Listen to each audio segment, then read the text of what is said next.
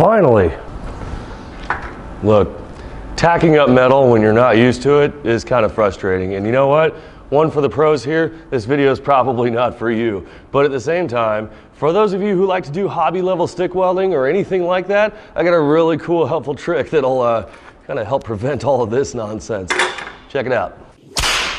Season 5. You probably wouldn't believe how popular hobby level or DIY stick welding actually is.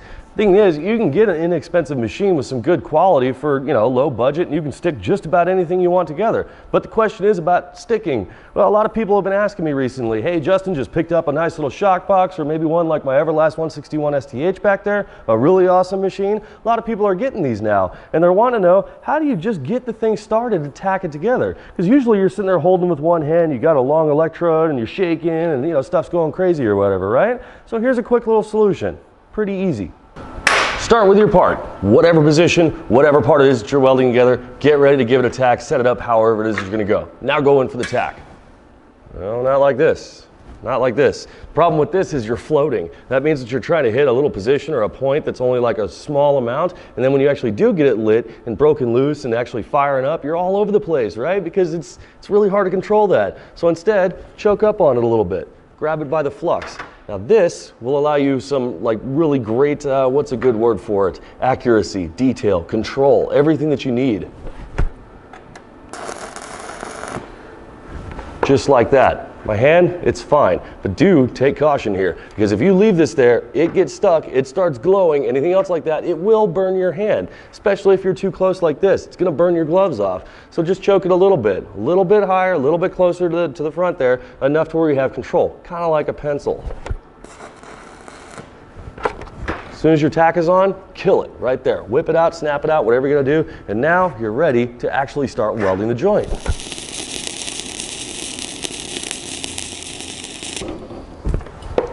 The real beauty of this is it allows you to free up your hands. That's why we use it, that's why we do it. Because when your hands are steady, propped, comfortable, you can actually weld a lot better with a lot more control. So remember, if you do grab it by this, you grab it too close, you stick it, it starts glowing, anything else like that, it's gonna burn you. You gotta be careful, just the same as with anything else in welding, but hopefully that's a convenient little trick that you can use to maybe help tack all your parts together a little bit better.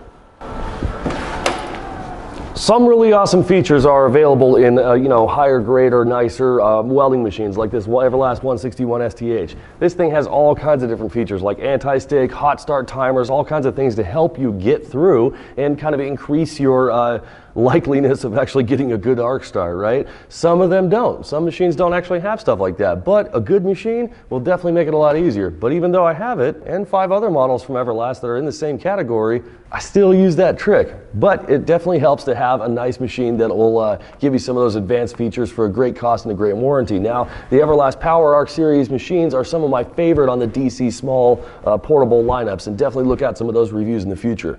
I hope that trick helps you out just a little bit, that the ultimate solution on this one is going to be practice. Practice is what's going to make it happen. Remember, the pros do it all day long. The people that have been doing it, for a long time have no problems with it either. It just takes practice. But hopefully that little tip, that little trick may help you out along the way to at least get to the point where you can light the thing and practice it. So that is going to wrap it up for this episode. I want to thank you guys for watching as always. If you got any questions or comments, go ahead and drop them down in the comments box below, or you can reach out to us on the fabricationseries.com website, Instagram at the.fabricator, or facebook.com/thefabricatorseries. All that information's in the description below. Please like and subscribe, and I will catch you guys on the next episode.